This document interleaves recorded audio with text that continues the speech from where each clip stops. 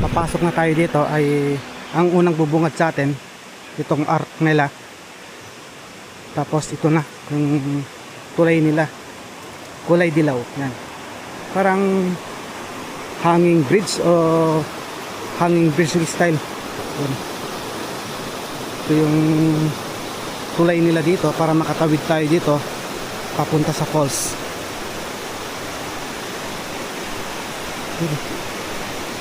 Ang ganda.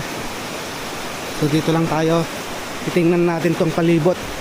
Napapalibutan din siya ng malalaking mahogany. Ayan, oh. Tapos dito ang dami ng cottage, mga open cottages. Yan dito, kompleto, bawal lang ang alak. Kasi ito na siya. May tindahan din dito na papuntang papuntang falls. Yan. Naranak yan. Nandito naman yung comfort room nila, yung CR nila nandito rin. Yan. So marami ring paalala. Bawal anumang uri ng alak, plastic, stereo cups. Paalala ang lahat ng sa entrance na binabalik dahil sa paglabag. Yan. Ang dami ng paalala dito. Caution, yan. Inlet level for and loss, yan. Sounds. Mayroon din mga police policies. So, ang dami dito, yan. So, ito na yung papuntang falls. Malabo yung falls na yun. Yan, malakas yung falls. So, update, malabo yung falls. Yan, ang lakas. Pag tag-ulan yan, medyo malabo yung tubig dito. Take note na lang sa mga pupunta rito na pag umuulan, ganito yung sitwasyon dito. Pag maulan yung time na pumunta kayo rito, ganito yung i-expect nyo na kulay ng tubig na medyo malabo. Ayan, oh.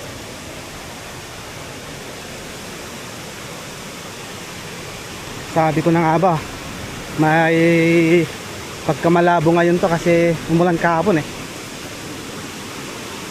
Ayan, oh. Labo ng tubig.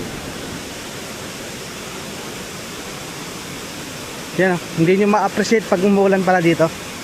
Yung pumunta kayo ng umuulan dito ay hindi nyo ma-appreciate yung tubig ng Daranac Falls. Labo. Yan. Ang kakandaan kasi ni dito, meron ding bumubulwak ngayon dito na isa pang falls. Yan, oh, lakas ng bagsak, oh. Yan. Magiging dalawa yung falls dito. Kaya ito na yung idea nyo. Pag pumunta kayo rito ng tag-ulan, expect nyo na ganito yung sitwasyon ng tubig. Yan, oh. Medyo pa pagkamalabo yung tubig ngayon dito. Pero ang ganda, may falls dito. Tapos meron din dito. Nandito yung malaking falls. Ayan, oh. Ganito yung sitwasyon pag maulan kayong pumunta. Check natin sa taas dito kung anong sitwasyon. Ayun, oh. Yung ganda. Yun ang problema, sinusulatan nila yung bato. Dapat hindi nila ginagawa yan eh, para maganda pa rin. Yan, oh. Napakataas, napakaganda. Pang instagramable yung view nya.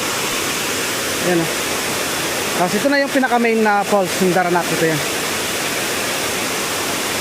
So ayun, yun yung update natin dito sa Daranac Falls. Pag umuulan, rainy season, ito yung sitwasyon ngayon dito.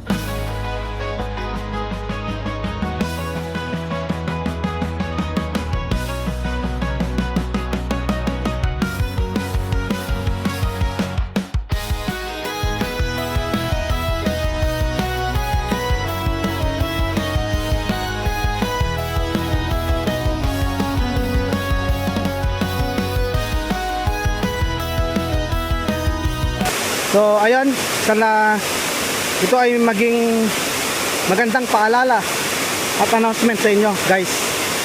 Sana nakatulong itong announcement na to sa sitwasyon ng Daranac Falls pag maulan. So ayun, ingat lagi guys, pa-support yung channel natin sa ibang platform ng channel natin. Maraming salamat. Ayun, kita-kits ulit tayo sa susunod nating adventure. Thank you.